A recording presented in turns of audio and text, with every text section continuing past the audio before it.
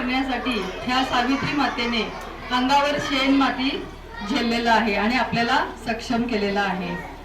Doctor Babasaheb Ambedkar, त्यांना मी सलाम करते. डॉक्टर बाबासाहेब आंबेडकर ज्यांनी हिंदू कोड बिल तयार केलं आणि आपल्या महिलांसाठी शिक्षणाचा पाया चालू केला, साक्षरता अभियान चालू केलं, त्यांना मी सलाम करते.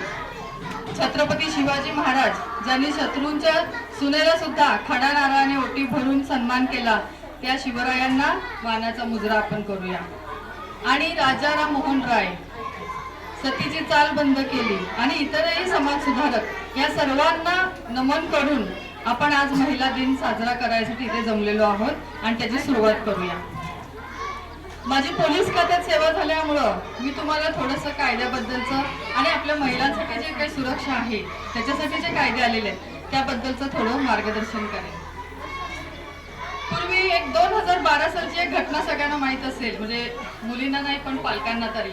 एक दिल्लीमध्ये एक मुलगा आणि मुलगी ते मित्र असे संध्याकाळी फिरायला गेले आणि एका बसमध्ये संध्याकाळच्या वेळेला ते चढले.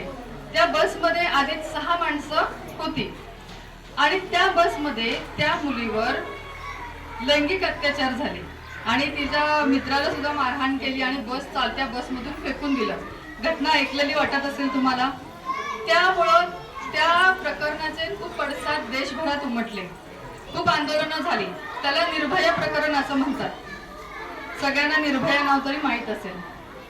त्यावेळी एवढी आंदोलनं झाली आणि मग कुठेतरी महिलांच्या सुरक्षेचा प्रश्न हा पुढे आला आणि महिलांच्या सुरक्षेसाठी कडक कायदे करण्याची गरज आहे असं सगळ्यांना वाटायला लागलं. आणि त्यामुळंच पोक्सो ऍक्ट 2012 साली अंमलात आला. आता पोक्सो ऍक्ट म्हणजे काय आहे? Prevention of child against sexual harassment. त्याच्यामध्ये लहान मुलांचं लैंगिक शोषण होण्यापासून, छळ होण्यापासून संरक्षण करणं यासाठी हा कायदा अंमलात आलेला आहे. आता लहान मूल म्हणजे कोण? 0 ते 18 वर्षापर्यंत, त्याच्या 18 वर्षाच्या खालील मूल म्हणजे लहान मूल, मुलगा आणि मुलगी दोघांसाठी हा कायदा आहे. आता आपल्याला वाटेल की मुलांना काय गरज ह्या कायद्याची? मुलांना सुद्धा या कायद्याची गरज आहे, कारण मुलांवर सुद्धा लैंगिक अत्याचार होतात. पॉर्न फिल्म्स आपण नाव ऐकलं असेल. पूर्वी लहान मुलांना घेऊन त्यांचे शोषण करून त्याचे व्हिडिओ बनवून परदेशामध्ये वगैरे त्या फिल्म्स विकल्या जायच्या आणि इतरही शोषण लहान मुलांचं होतं.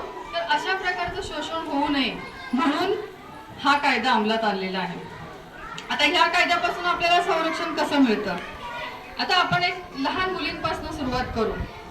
बघा, आपल्याला असं बरेचदा अनुभव येतो.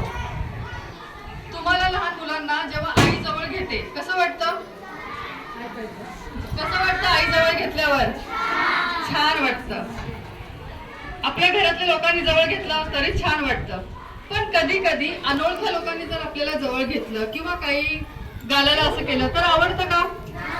कधी कधी नाही आवडत ना आपल्याला कोणाकोणाचं, बरोबर आहे की नाही? मग जो स्पर्श, स्पर्श म्हणजे काय? आपल्याला टच, हात लावलेला स्पर्श.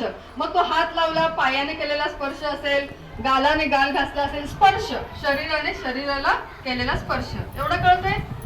तो स्पर्श आपल्याला, काही स्पर्श आवडतो. कोणाचा आवडतो? आपल्या आईने शाबासकी दिली, बाईने शाबासकी दिली, आवडतो ना, जवळ घेतलं आवडतो. जो स्पर्श आपल्या मनात राग निर्माण करतो, भीती निर्माण करते, तो स्पर्श आपल्याला आवडत नाही. ज्या स्पर्शामुळे आपल्याला अपमान वाटतो. आता कधी तुमची चूक झाली म्हणून शिक्षकाने तुमचे कान ओढले, आवडतं का आपल्याला? गाल असे केले, आवडतं का? नाही आवडत ना. म्हणजे हा स्पर्श आवडलाय का? नाही. चुकलंय म्हणून धपाटा मारला, आवडला का? पण अरे वा छान, चांगले मार्क मिळाले म्हणून पण पाठीवर मारलं, आवडलं का? फरक आहे की नाही? हा फरक आपल्याला कळतो. म्हणजे ज्या गोष्टीने आपल्याला आवडतं, जे आपल्याला चांगलं वाटतं, तो स्पर्श चांगला. आणि जो स्पर्श आपल्याला आवडत नाही त्याच्यामुळे आपल्याला काय होतं? गाल माझे खेचले जोराने, रागाने, काय होईल? मला दुखतं ना, त्याने मला दुखतं आणि मला काय होईल? मला राग येईल ना. मला का गाल खेचला? म्हणजे ज्याच्यामुळे मला राग येतोय तो स्पर्श चांगला नाही. ज्याच्यामुळे मला अपमान वाटतोय तो स्पर्श चांगला नाही. आणि अनोळखी माणसाने जर आपल्याला जवळ घेतलं तर आपल्याला भीती वाटते की नाही? म्हणजे ज्याच्यामुळे आपल्याला भीती वाटते तो स्पर्श चांगला नाही. आता ज्या वेळेला तुमचं लहान मूल असतं, त्या मुलांना काही कळत नाही, किंवा मग मोठ्या मुली, वयात आलेल्या मुली आहेत. आता इथे कॉलेजची पण मुलगी आलेली आहे. ह्या मुली ज्या वेळेला शाळेतून घरी जात असतात, त्यावेळेला रस्त्यामध्ये कुठेतरी 4 टपोरी मुलं उभी असतात. असं कधी होऊ शकतात, तुमच्या खेडेगावात फारसं नसेल, शहरामध्ये असं घडतं. त्यावेळेला ती टपोरी मुलं त्या मुलींना काहीही बोलत नाही. फक्त ते काय करतात, नेमक्या मुली जाताना शिट्या वाजवणं, अश्लील गाणी म्हणणं, असं काहीतरी करतात. ते फक्त मुली पास होईपर्यंतच. त्या मुलींना कळत असतं की हे आपल्याला बघून करतायत. मग आता ती मुलगी घरी येणार, आईला सांगणार, अगं तिकडे अशी माणसं उभी असतात आणि ते असं असं करतात. आई म्हणेल, बापरे नको नको, त्यांच्या नादी लागायला नको, तू रस्ता बदल. बरोबर आहे. दुसरं काय होईल, फार फार तर समजा तिच्या आईने वडिलांना सांगितलं, मग वडिलांना राग आला, ते त्या मुलाला विचारायला गेले, तर ती मुलांची त्यांची भांडणं होतील आणि त्या भीतीने कदाचित मुलं, ते वडील सुद्धा विचारायला जाणार नाही, नको पंगा म्हणून. मग आता रस्ता बदलला मुलीने. आता रस्ता बदलल्यानंतर त्या ठिकाणी एक 40-45 वर्षाचा तो परदेशातला म्हणजे सॉरी परगावातनं आलेला माणूस, हे यूपी बिहारची माणसं असतात थोडक्यात तशा टाईपचा, कुठेतरी बसवर ड्रायव्हर वगैरे अशा प्रकारचे लोक असतात, ते असे उभे असणार. त्या मुलीला बघून तो काहीतरी हावभाव करतो. त्या मुलीला काही बोलत नाही, पण त्या मुलीला बघून त्याच्या स्वतःच्या कुठल्या तरी शरीराला, व्यंगाला त्या हात लावणं, अवयवाला हात लावणं, की जेणेकरून त्या मुलीला ते बघू वाटत नाही, तिला बघून डोळा मारणं. आता ह्या गोष्टी जर का मुलीने घरी सांगितल्या, आता मग आईला काय वाटेल, आता ह्याच्यात काय तक्रार करणार, पोलीस काय म्हणणार, तुमच्या मुलीला कुठं हात लावला, असे प्रश्न आपल्या मनात येतात की नाही. तर आता ह्या सर्व प्रश्नांची उत्तरं ह्या पोक्सो कायद्यामध्ये आहेत. आपल्याला इतकं संरक्षण दिलेलं आहे पोक्सो कायद्याने. साधा डोळा मारला हे सुद्धा कायद्याने गुन्हा आहे. तुम्ही त्याची तक्रार पोलीस ठाण्यात करू शकता. अगदी लहान सहान गोष्टी, असं नाही की त्या मुलीवर काही लैंगिक अत्याचार झालेच पाहिजे तरच तुम्ही पोलीस स्टेशनला जाणार, असं काही गरज नाही. त्या मुलीला तिचा पाठलाग केला, तिला जाता येता तिला उद्देशून काहीतरी अश्लील हावभाव केले, तिला एखादं नको असलेले कमेंट केले, तिला बघून उगाच शिटी मारली, त्या मुलीला कळतंय की हे तिला बघून तिला मुद्दाम अश्लील हावभाव केले जात आहेत, असं जरी असेल तरी सुद्धा तुम्ही त्याची पोलीस ठाण्यात तक्रार करू शकता. आता पोलीस स्टेशनला गेल्यावर तुम्हाला वाटेल की पोलीस स्टेशनला एवढे पोलीस असतात, कोणाला सांगायचं, काय सांगायचं, आणि बरं जेंट्स पोलिसांना सांगायला आपल्याला थोडंसं संकोच वाटतो. तर अशी कायद्याने सोय केलेली आहे की तुम्ही त्या ठिकाणी महिला पोलिसाला सांगू शकता.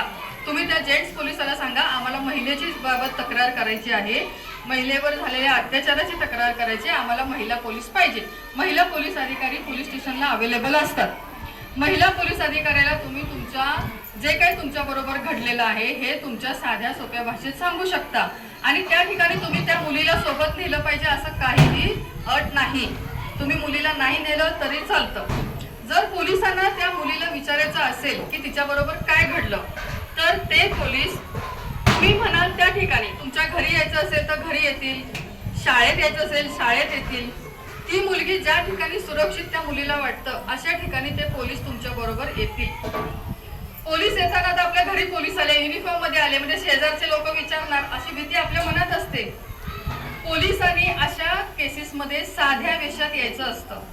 तुम्ही त्यांना सांगणार, पोलीस स्वतः साध्या वेशात येणार तरी पण तुम्ही त्यांना सांगू शकता की आमच्या घरी येताना तुम्ही पोलीसच्या कपड्यात यायचं नाही, साध्या पेहरावामध्ये यायचं. पोलीस तुमच्या घरी साध्या वेशात येणार. तुमच्या मुलीला विचारताना ती मुलगी एकटी पोलिसांना सांगणार नाही, ती घाबरेल. तिच्या सोबत तिला जे हवंय, आई वडील ज्यांचा तिला आधार वाटतो ते तिकडे थांबू शकतात. असं नाही की एकट्या मुलीलाच विचारणार, असं नाही. ह्या कायद्यामध्ये खूप सारं आपल्या सोयीचं सवलतीचं केलेलं आहे. तुमचं कोणीही ज्या मुलीला ज्यांचा आधार वाटतो त्यांच्या समोर पोलीस तिचं स्टेटमेंट घेणार. त्या मुलीला जेवढं सांगायचं आहे तेवढंच ती सांगू शकते. आणि त्यानंतर जर तुम्हाला असं वाटलं की नाही छोटी गोष्ट आहे, तुम्ही नुसतं त्यांना समज द्या, दम द्या आणि आम्हाला काही ते कंप्लेंट कोर्ट कचेऱ्या करायचं नाही तरीही चालतं. तुम्ही पोलिसांना एवढंच सांगा की आमच्या मुलीला फक्त त्यांना सांगा की असलं काही शिट्या मारू नका, छेडछाड करू नका, किंवा जे काय करतो ते करू नका, आणि आमचं नाव पण सांगू नका. अशी पण कधी कधी भीती असते, आमच्या मुलीचं नाव नको किंवा आमचं नाव नको. तुम्ही असंही पोलिसांना सांगू शकता. की आम्हाला हा फक्त त्रास नाही झाला पाहिजे. पोलीस त्यांच्या परीने त्या माणसांना बरोबर समज देतात की जेणेकरून तुमच्या मुलीचं नाव न सांगता त्यांना ते ताकीद देते. मी जे सांगते ते तुम्हाला समजतंय? तुमच्या कोणाच्या मनात काही प्रश्न असले तरी तुम्ही विचारू शकता. कदाचित तुम्हाला कोणाला ह्यातनं अडचणी आल्या असतील किंवा तुमच्या नातेवाईकांना आले असतील तरी तुम्ही मला विचारू शकता. आता ह्या कायद्यान्वये फक्त अत्याचार, लैंगिक अत्याचार झाला तरच काहीतरी होतंय असं नाही. इव्हन तुम्हाला जसं मी हे सगळं सांगितलंय आणि त्याच्यामध्ये जर का तुम्ही तुमच्या नातेवाईकांजवळ त्या मुलीला ठेवलेला आहे, तर आपले कोणतरी नातेवाईक असतात, काका मामा, आपण कुठेतरी जातो म्हणून ठेवतो, तर अशा लोकांनी जरी त्या मुलीवर अतिप्रसंग केला किंवा नुसता स्पर्श जरी केला तिच्या त्या भागाला तरी सुद्धा त्याची कायदा दखल घेतो आणि त्यांना जास्तीत जास्त शिक्षा आहे. आता ह्या गोष्टीची तक्रार कोण करू शकतो? समजा शाळेमधला एखादा असा प्रसंग असेल तर शाळेचे शिक्षक सुद्धा जाऊन पोलीस स्टेशनला तक्रार करू शकतात. इव्हन शाळेत जर असा प्रकार घडला आणि त्या मुलीने शाळेच्या शिक्षकांना सांगितलं तर शिक्षकांवर पण सुद्धा बंधनकारक आहे, त्यांनी ती गोष्ट पोलिसांना सांगितलीच पाहिजे. ही गोष्ट ज्या मुलीवर अतिप्रसंग होतोय, अत्याचार होतोय, हे कोणीही लपवून ठेवायचं नाही. आणि मुलींनी जेवढं आपण सहन करू तेवढं आपल्याला मग समोरच्याची हिंमत वाढत असते, हे नेहमी लक्षात ठेवा. आता मोठ्या मुलींना अनुभव येतो, ज्या वेळेला आपण बसमधून प्रवास करतो, आपल्या बाजूला कोणी माणूस बसला असेल, मग आपण काय करतो, त्याचा स्पर्श होऊ नये म्हणून आपण इकडे सरकतो, तो माणूस अजून आपल्या जवळच येतो, आपण अजून खिडकीकडे जातो, तो माणूस अजून इकडे येतो. असं बऱ्याचदा होतं का? कारण तुम्ही घाबरले हे त्याला कळतं, तो अजून त्याची मजा घेत असतो. त्याला बरं वाटत असतं की ही मुलगी घाबरलीये किंवा ही बाई घाबरलीये. असं नाही की मुली बाईकांबद्दल बरोबर सुद्धा असे प्रसंग होतात. पण त्याच वेळेला जर आपण तेव्हाच म्हटलं, मोठ्या आवाजात म्हटलं, काका नीट बसा, तुमचा मला धक्का लागतोय, तर तो घाबरतो.